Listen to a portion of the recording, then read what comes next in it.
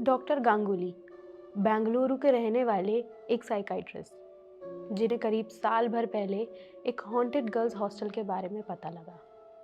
उनका मानना था कि जहां इतना सारा यूथ हो वहां ऐसी अफवाहों का फैलना तो लाजमी है और जाहिर सी बात है कि सारी डरी सहमी लड़कियां इन सब बातों पर जल्दी यकीन कर लेती हैं। तो जब डॉक्टर गांगुली को उस हॉस्टल के बारे में पता लगा तो वो अहमदाबाद पहुंचे उस हॉस्टल के मालिक से मिलने। जब वो वहाँ पहुँचे और उस हॉस्टल के मालिक से मिले तो उसने बताया कि इस इलाके में ऐसे कई सारे प्राइवेट हॉस्टल्स हैं जिन्होंने कंपटीशन के चलते ये सारी अफवाहें फैलाई हैं। इसके बाद डॉक्टर गांगुली को मालिक की बताई हुई बातें सही लगने लगी। इसके बाद डॉक्टर गांगुली ने हॉस्टल में रहने वाली लड़कियों से मिलने की इच्छा जाहिर करी क्योंकि उन्हें लगता था कि सारी फसाद की जड़ उन लड़कियों के दिमाग में है, जो कि एक तरीके से सही भी था। मालिक डॉक्टर गांगुली को उन लड़कियों के पास लेके गया और उनसे पूछताछ शुरू कर दी। पूछताछ के दौरान एक लड़की भावना ने डॉक्टर गांगुली को बताया कि कुछ दिन पहले कृतिका, रुचि और नेहा ये तीनों अपने अपने इंस्टीट्यूट और ऑफिस जाने के लिए लेट हो रहे थे। कृतिका ने काफ़ी देर से बाथरूम ऑक्यूपाई किया हुआ था। भावना के कई बार आवाज़ लगाने पर भी सामने से कोई रिस्पॉन्स नहीं आ रहा था। कुछ देर बाद जब भावना ने बाथरूम के दरवाजे में कान लगा के सुना तो शावर चल रहा था।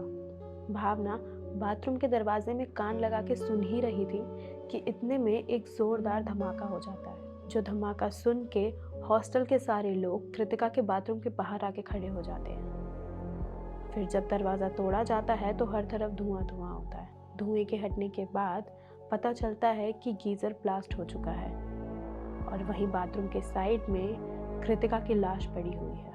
इसके बाद डॉक्टर गांगुली ने भावना की सीनियर मेघा से बात करी और मेघा ने उन्हें बताया कि कृतिका वाले रूम में करीब 2 साल पहले वो अपनी 2 रूममेट्स रुचि और नेहा के साथ रहा करती थी। ये तीनों अलग अलग आईटी कंपनीज में जॉब किया करती थी।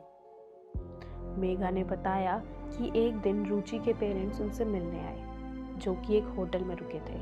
मेघा को छुट्टी ना मिलने के कारण वो रुचि के पेरेंट्स से मिलने नहीं जा पाई और जब देर रात रुचि और नेहा रूम में वापस आई तो उन्होंने मेघा को सारी बातें, सारी मसलियाँ बताई और ऐसे ही बात करते करते वो तीनों सो गई। उसके बाद अगली सुबह जब मेघा की नींद देर से खुली तो उसने देखा कि उसके बगल में दोनों लड़कियां मरी पड़ी थी। दोनों की लाश बेड में पड़ी हुई थी और उनका मुंह पूरा जला हुआ था।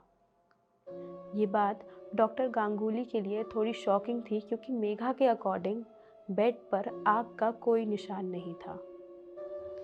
इस वाक्य के बाद डॉक्टर गांगुली एक गहरी सोच में चले गए और कुछ देर बाद जब उन्होंने कुछ बोलना चाहा तो उनकी आवाज़ अजीब सी हो गई, मानो जैसे किसी औरत की आवाज़ हो। उनका खुद पर से कंट्रोल ही खो गया।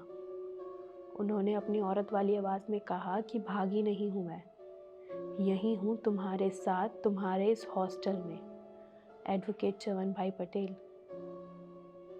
ये सुनकर वहाँ मौजूद सारे लोग हैरान रह गए क्योंकि एडवोकेट च्यवन भाई पटेल उस हॉस्टल के मालिक का नाम था, जो किसी वक्त एक लॉयर हुआ करते थे। इतना कहने के बाद डॉक्टर गांगुली बेहोश हो गए और अगले दिन जब उनकी आंख खुली तो उन्हें पता चला कि एडवोकेट च्यवन भाई पटेल, जो उस हॉस्टल के मालिक थे, उनका देहांत हो गया है। ठीक उसी तरह जिस तरह कृतिका और मेघा की दोनों रूममेट्स का हुआ था। इस केस के बाद डॉक्टर गांगुली का मानसिक संतुलन इस कदर हिल गया कि आज भी जब उनसे कोई उनके घर मिलने जाता है तो वो उन्हें औरतों के कपड़ों में मिलते हैं।